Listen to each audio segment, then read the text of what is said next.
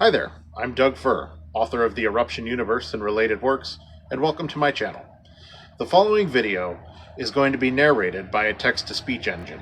I suffer from a speech impediment which makes it very difficult for me to read off script without either stuttering, or repeating over myself, as you just saw right there. The text-to-speech engine is made using my own voice, and the content that the text-to-speech engine will be narrating is entirely my own and not AI generated. I think it's possible to say no to things like AI generated slop and environmental destruction while also saying yes to the careful use of technology that helps people with disabilities communicate and lead a more fulfilling life. I appreciate you approaching my videos with an open mind, and I hope you enjoy the show. Thank you for watching. Eruption 5: Alaska, Canada, and Latin America. So, why didn't Alaska declare independence? Recall that immediately after the Yellowstone eruption began, the United States was able to send a few military aircraft over the North Pole, thus allowing contact to be maintained with Alaska. However, within a week after the eruption, the atmosphere over the entire northern hemisphere was too contaminated with ash and volcanic gases to allow for safe flying. Alaska was not directly impacted by the eruption, and the hardy Alaskans had already settled down for the long winter when the eruption began on December 15th. The loss of direct contact with the lower 48 would have been distressing to some, but for the most part, life would continue as normal for most of the populace. The expectation was that in a few months, things would blow over and everything would be back to normal. Most of Canada would have also avoided the direct effects of Yellowstone. However, some parts of southern Alberta and Saskatchewan would be subject to primary ashfall. The much more pressing concern was the fear that the disaster would lead to a flood of American refugees and/or the unrest in the U.S. spreading across the border.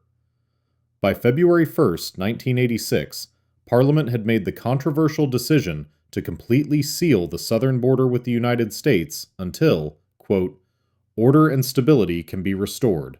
No one in, no one out. Bridges were blockaded, highways barricaded, and international ferries were chained to their piers.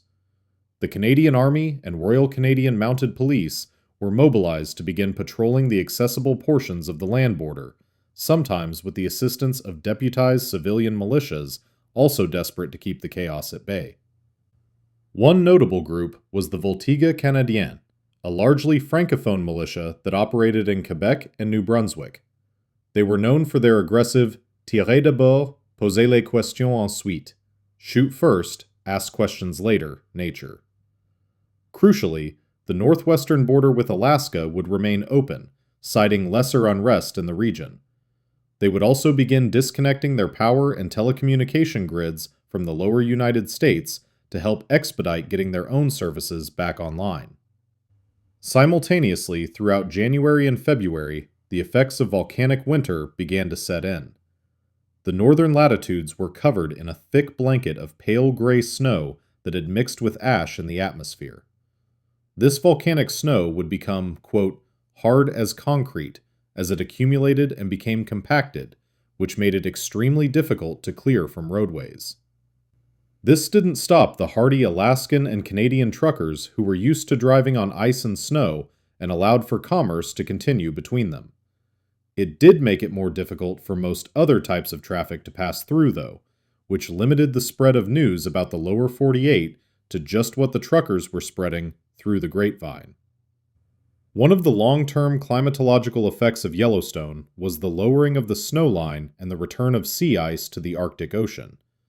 This would cause the communities of northern Alaska and Canada to be even more remote, and Canada would lose some arable land in northern Alberta, Saskatchewan, and Manitoba that would previously have been good for farming, slightly reducing the nation's agricultural output. Alaska would continue in this state of flux until April, when contact with Washington, D.C. and the federal government would be reestablished.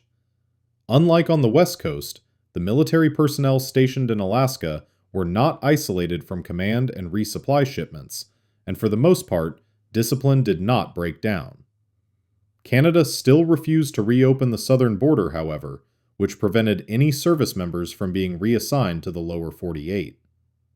President Reagan's address to the West Coast, which, as you may recall, was a major tipping point for the West Coast seceding, was also not received as negatively in Alaska as it had on the West Coast. Sure, many Alaskans were annoyed at Reagan's dismissive tone in the speech, but on the whole, Alaskans were much more self-sufficient than most Americans, and were frankly used to being isolated from the rest of the country. This explains why there was no large-scale secessionist movement in Alaska, and the state remained loyal for the time being.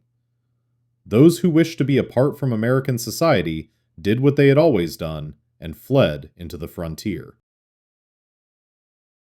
By September, a new problem would appear on the horizon, though. The Soviets had begun a massive military buildup in the Kamchatka Peninsula. Feeling emboldened by the secession of the West Coast, they were evidently planning some sort of attack on Alaska. Many years later, leaked Soviet documents would show that they knew that a full-scale invasion of Alaska was simply not feasible, owing to the sheer size and remoteness of the state, not to mention the risk of a land war with NATO in Europe and possible nuclear confrontation. However, they theorized that they could get away with, quote, pacifying Alaska with a series of coordinated air and naval strikes on U.S. military installations within the state, leaving them the uncontested superpower in the North Pacific. Things would escalate on the night of October 5th, when under the cover of an autumn storm, Shemya Air Force Base and Casco Cove Coast Guard Station were both bombed. The events of that night are not known for certain, to the general public at least, but there are two competing theories as to what had happened. The first is the most likely and generally accepted to be factual, an actual Soviet strike. It is believed a combination of aircraft and/or submarines launched a cruise missile barrage at the islands with the aim of destroying the radar sites and air defenses on the islands. This theory is backed up by alleged missile debris found on the islands the next morning, as well as eyewitness reports from fishermen in the Bering Sea who reported hearing aircraft and seeing missiles being launched in the area. The Soviets themselves will neither confirm nor deny their presence in the area at the time of the attacks. The second theory is that the Canadians launched a false flag attack on the islands, possibly with the assistance of the Cascadians. The missile debris recovered from the islands had previously been recovered from Soviet missile tests and then planted there by commandos to pin the blame on the Soviets. There is no solid evidence to support this, and all Canadian naval assets in the Pacific were accounted for and not in the area at the time of the attack. In universe, it would have been mostly written off as a fringe conspiracy theory. Regardless of who carried out the attacks, it was now obvious that the U.S. couldn't defend Alaska, and drastic action had to be taken. Early the next morning, October 6th, the Canadian Parliament and the American Congress were both called to session to hastily negotiate a treaty that would place Alaska under Canadian administration while remaining sovereign U.S. territory. This arrangement would last for 25 years, during which time the state would effectively become a Canadian territory, but its residents would remain U.S. citizens. This arrangement would leave more questions than answers, and throughout the lifespan of the treaty, it would be subject to constant revisions and amendments. Yet, the administration treaty was quickly ratified by the Canadian Parliament by 9 a.m., and by 9:30, Canadian Army and Air Force units were racing towards the Alaskan coast to mount a defense. The Soviets stood down, probably more out of confusion than anything, and there were no further strikes on Alaskan territory. The plan had worked. The bluff had been called. Reaction to the administration treaty in Alaska itself was quite contentious.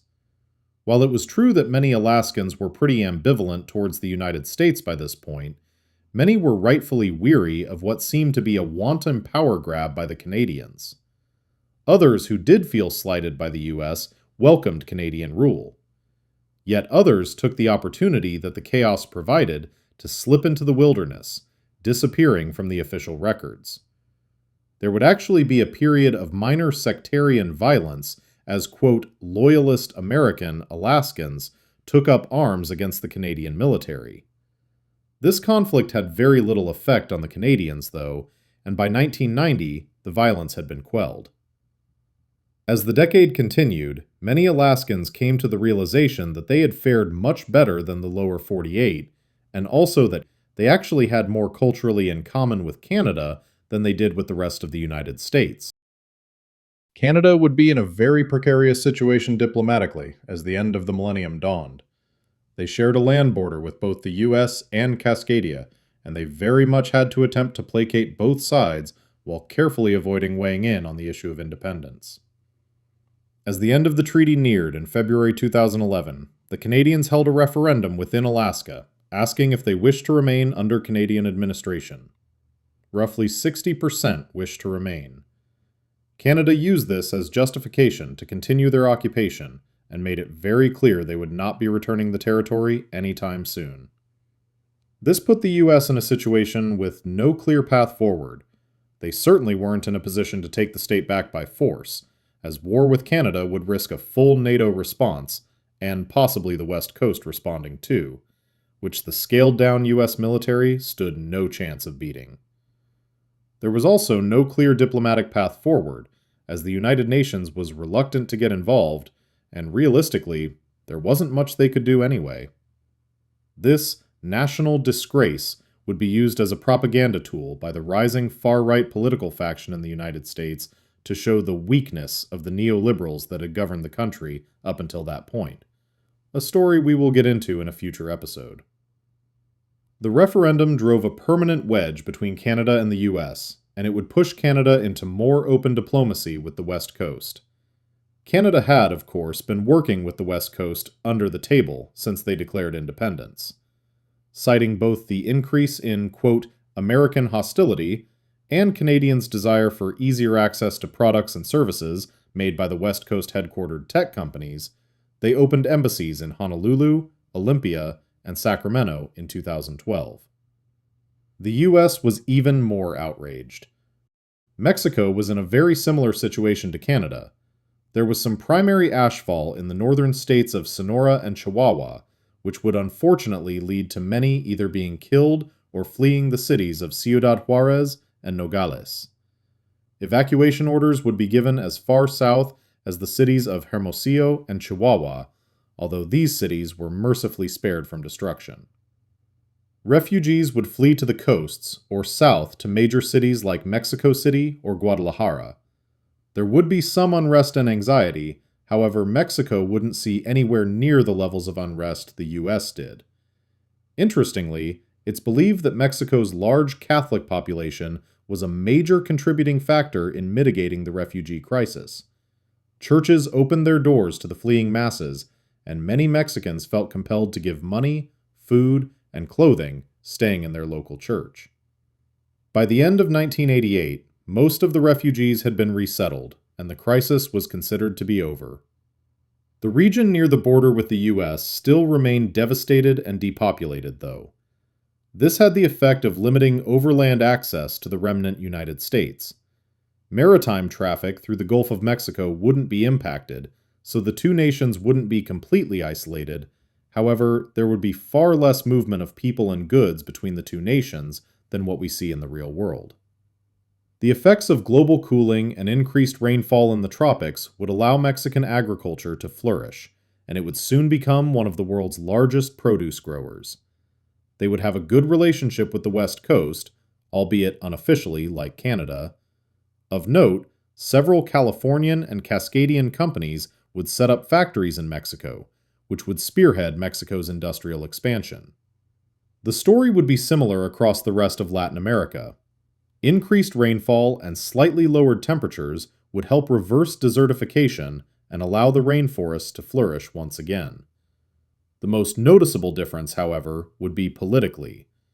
With both superpowers partially collapsing in the late 1980s, neither had the money or resources to dedicate to, quote, influence operations in Central and South America. The 1989 U.S. invasion of Panama would never happen. U.S.-backed insurgent groups such as the Contras would soon start to collapse without foreign funding, as would Soviet-backed groups like the Cinchoneros and the Partido Guatemalteco del Trabajo. Sectarian violence would continue throughout Central America through the late 80s and early 90s, though, as the seeds of division had long been sown by that time. It would be Brazil and Argentina that led the push for a peaceful and unified Latin America. They would deploy peacekeeping forces and serve as a, quote, neutral meeting ground for the belligerents. Brazil in particular became known as the Great Peacemaker, and soon established itself as a regional power that filled the void left by the superpowers. Another source of violence, the drug trade, would also be greatly humbled by the eruption. Of course, the land border with the U.S. being inaccessible would slow the flow of narcotics into the states. However, the biggest factor in their decline was the fact that most Americans had no money to spend on drugs thanks to the economic collapse. The war on drugs might have ended, but so did the market for them. This, quote, 7-year drought on narcotic demand from 1986 to 1993 led to most of the major cartels collapsing. Again, this wouldn't immediately end the violence and corruption brought by the drug trade, as small-time gangsters began to vie for the power vacuum left by the kingpins. Some would shift their criminal enterprises from drug trafficking to other nefarious trades to account for lack of income from drugs. However, many more would attempt to slip into obscurity and leave their old lives behind them. A few very brave, perhaps reckless gangsters would flee northward into the eruption zone to set up their own gangs in the absence of law enforcement. These gangsters would be given the derogatory nickname of Los Chicos de Lava, the Lava Boys, by those who had remained in the South, but they would eventually wear the title with pride.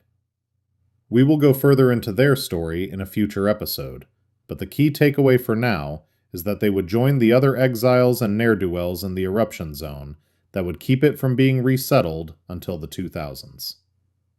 By 1994, Latin America had largely stabilized.